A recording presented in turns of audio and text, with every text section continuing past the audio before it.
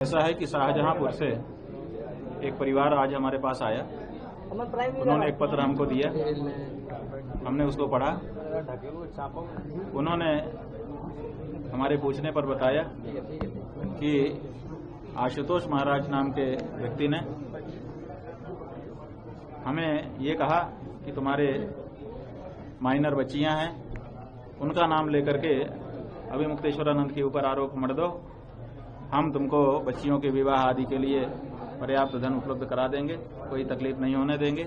और जब हमने ये कह करके मना कर दिया कि हमारे परिवार में पहले दंडी सन्यासी हो चुके हैं, हम लोग परंपरागत लोग हैं, ये हम नहीं कर पाएंगे, महाराज को हम जानते भी नहीं है, कभी मिले भी नहीं है और उनके लिए इस तरह का आरोप हम नहीं लगा पाएंगे, तो उन्होंने धमकी दी कि फिर देख लेना, अपने आप को बचा के रखना। तो ये गंभीर बात है कि इस तरह से लोगों को प्रलोभन दे करके या धमका करके हमारे विरुद्ध खड़ा करने का प्रयास चल रहा है, जिसका पता चलता है। महाराज जी, क्या लग रहा है जैसे एक के बाद बैक टू बैक एक केस आते जा रहे हैं, अभी ये मामला चल ही रहा है, जिस तरह के आरोप लगे, अब लग रहा है क्या कोई चक्रव्यूह रच के इस तरह की कोई प्लानिंग के तहत आपको पूरी तरह से फंसाने? हाँ, हमको ये इस घटना के बाद जब वो आकर के बता रहे हैं, इससे अनुभव हो रहा है कि ये नीति बन चुकी है संभवतः कि एक के बाद एक इनके ऊपर जाल बुन करके इतना इनको फंसा दो कि उसी में उलझ करके रह जाएं। गौ माता की रक्षा की जो आवाज ये उठा रहे हैं वो बंद हो जाए। और हम पहले से कह रहे थे कि गौ हत्या की बंदी की जो आवाज हम उठा रहे हैं उसको बंद करने के लिए ये सब हो रहा है। अब वो और ज्यादा प्रमाणित होने लगा। महाराज जी, सीडी की भी चर्चा चल रही है, उसको भाई सीडी है तो सार्वजनिक कर दो। कौन सी सीडी है? किसी कैमरे में ताकत नहीं है कि वो दृश्य बना ले। जब दृश्य होता है, जब हमारे जीवन में ऐसा दृश्य ही कभी नहीं बना, तो उसको कौन सा कैमरा रिकॉर्ड कर लेगा? इसलिए सीडी कह करके लोगों के बीच में भ्रम फैलाना ठीक नहीं है। महाराज जी, उस व्यक्ति द्वारा जो खुलासा किया गया उसके बाद उसके जान को खतरा हो सकता है। अब ये व्यक्ति जो है वो कह रहे हैं, इसके लिए उन्होंने चेहरा भी आप लोगों के सामने नहीं रखा।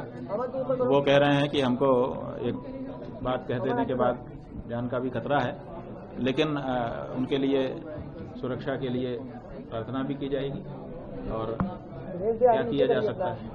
महाराज जी, जैसा कि बार बार हो रहा था कि आज पूछताछ की टीम आ सकती है आपके पास, या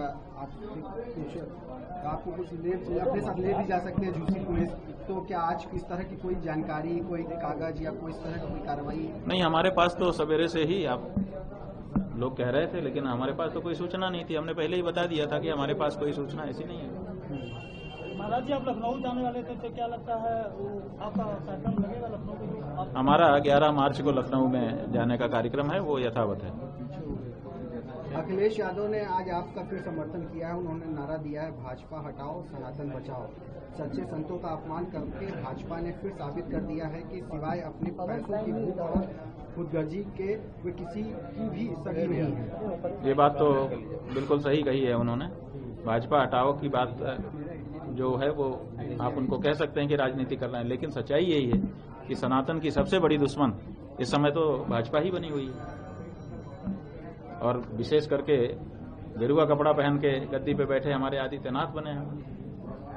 महाराज जी, जो शाहजहांपुर की बात आ रही है उसमें कुछ पता चला है कि किसकी तरफ से ये सारे जो कूट रचना की जा रही थी, किसकी तरफ से चक्रव्यूह? अभी तो वो व्यक्ति हमारे सामने आए हैं, अभी थोड़ी देर पहले ही उन्होंने अपनी बात सुनाई है।